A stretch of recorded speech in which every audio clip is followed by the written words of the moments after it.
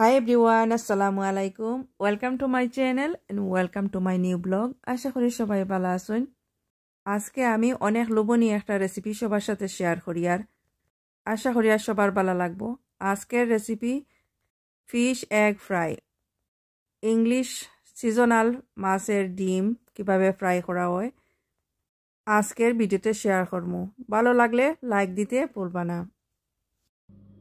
এইখানের মাঝে আমি বেশ বড় সাইজের একটা মাছের ডিম নিছি, এক পিস নিছি, একটা মাছের ডিমের অর্ধেক নিছি, এখানে দেখতে পারা অর্ধেক একটা পিস। তো এইখানের মাঝে 840 গ্রাম আছে একটা পিসের মাঝে। তো এই পিস আমি ভালো করে দইয়া পরিষ্কার করিয়া আনছি পানি জড়াইয়া।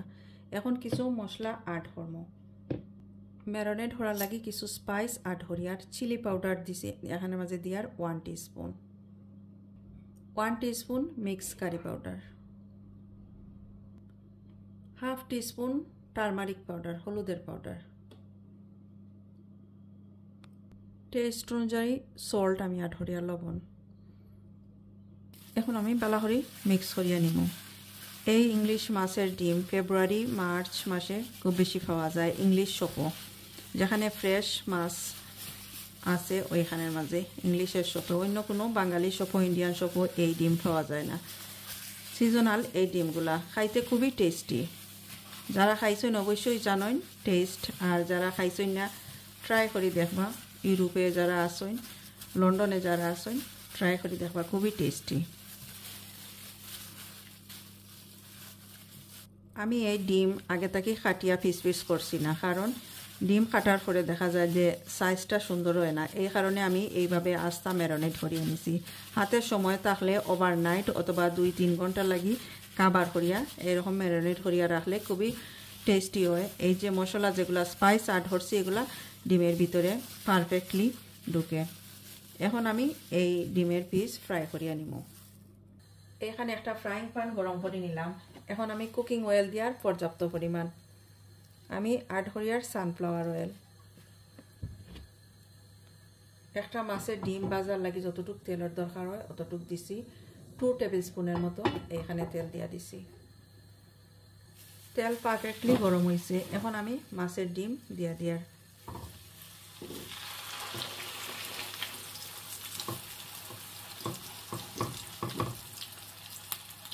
পুরাপুরি সিদ্ধ করা লাগতো না, ভিতরটা একটু শক্ত হওয়া পর্যন্ত অপেক্ষা করিয়া। তো একটু শক্ত হওয়ার পরে আমি এগুলো উঠাইয়া নেব।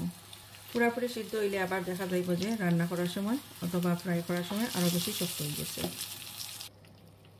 ডিমের একটা সাইড সুন্দর করে ভাজা হয়েছে, তো আদার সাইডটাও আমি দিয়া দিয়ার, দুইটা সাইড আমি ভাজিয়ে নিয়ার। আর একটু শক্ত হইতো, এত বেশি শক্ত হইতো না, এইভাবে আমি করিয়া নিয়ার। ডিম আমি কাবার করে রাখছিলাম কুইকলি সিদ্ধ হওয়ার লাগি। মোটামুটি শক্ত হয়েছে, ভিতর কাটা যাইব। এখন আমি এগুলো উঠাইয়া নিয়ার। এই যে ডিমও বাইরে গেছে। এখন আমি এই ডিম কাটিয়া নিব, পিস পিস করিয়া নিব।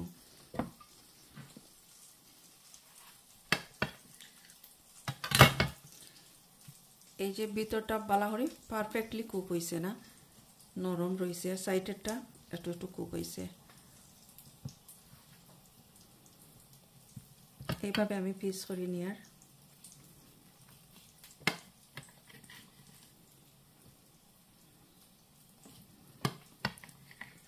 কাটার সুবিধার লাগে আমি এই ডিম আস্তে আস্তে ভাজিয়ে নিলাম। দেখতে পারা কত সুন্দর ভিতরটা। তো এইভাবে আমি সম্পূর্ণ কাটিয়ে নিব।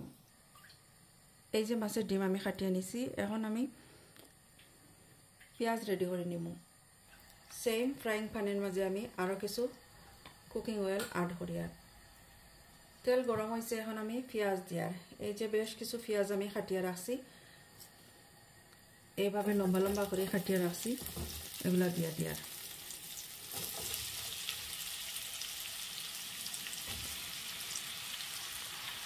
পেঁয়াজগুলো দেওয়া হয়েছে। এখন আমি তেলের সাথে একটু মিক্স করে নিয়ে পেঁয়াজ একটু সফট হওয়া পর্যন্ত অপেক্ষা করি আর কালারটাও চেঞ্জ হইতো।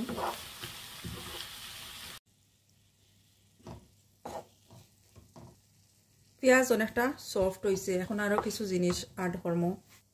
এখন অ্যাড করি আর রেড পেপার আর গ্রিন পেপার। এগুলা রেড পেপার আর এই যে গ্রিন পেপার, ক্যাপসিকাম, এগুলা কিছু অ্যাড করলাম।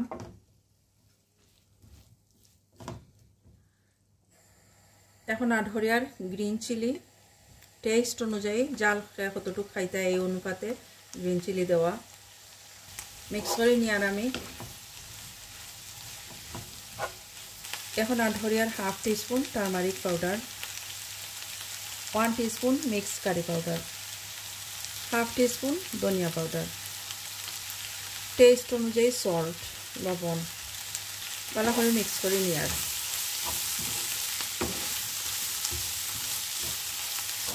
ভালো করে মিক্স করা হয়ে গেছে। এখন আমি মিডিয়াম টু লো গ্যাসে এগুলা একটু ভাজিয়ে নিব 3-4 মিনিট। মশলাগুলো একটু ভাজা হয়েছে, এখন আমি ডিম এখানের মাঝে দিয়া দিব। পিস পিস করিয়া রাখছিলাম যে ডিমগুলো আমি এইখানে দিয়া দিয়ার।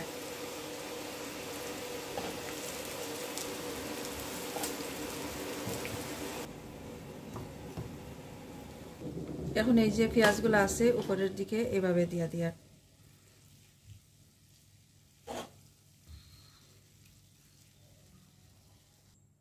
পেঁয়াজ দিয়া ভালো করে কাভার করে দিয়ার সবগুলা ডিম। এখন উপর দিকে কিছু টমেটো এরকম বড় বড় পিস করিয়া কাটিয়া দিয়ার। এগুলো জাস্ট একটু টেস্ট হওয়ার লাগে দিয়া দিয়ার। উপর দিকে একটু ধনিয়া পাতা দিয়া দিয়ার। মিডিয়াম টু লো হিটে আমি এগুলা কাভার করে রান্না করবো। কাভার করিয়া রাখছি পারফেক্টলি। একটা সাইড কুক হওয়ার পরে আদার সাইডটাও দিয়া দিব। একটা সাইড খুব সুন্দর ইয়া ভাজা হয়েছে, তো আমি এখন ডিমগুলা উল্টাইয়া দিয়ার আদার সাইডটাও খুব সুন্দর ইয়া ভাজা হইব। আর কাভার করে রাখছিলাম এই কারণে নিচের দিকটা ভালো করে কুক হয়েছে। আর এখন আর কাভার করে রাখতাম না। এই যে একটু একটু পানি বাইর হয়েছে, এই পানিগুলো ড্রাই হয়ে যাব।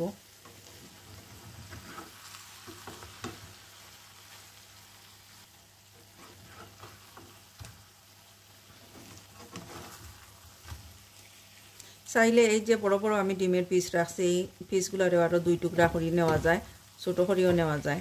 তো আমি আর চাইছি না যে ছোটো করতাম, এইভাবেই বড় থাকবো। এখন আমি আর কাভার করতাম না, মিডিয়াম টু লো গ্যাসে এগুলো আবারও ভালো করে কুক করিয়া নিব।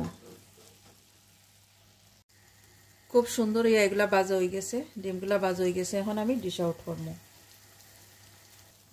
কুকার অফ করছি, এখন আমি ডিশ আউট করিয়া। এই তো রেডি হয়ে গেল, অসাধারণ, খুবই সুস্বাদু হয়েছে ডিম ভাজি।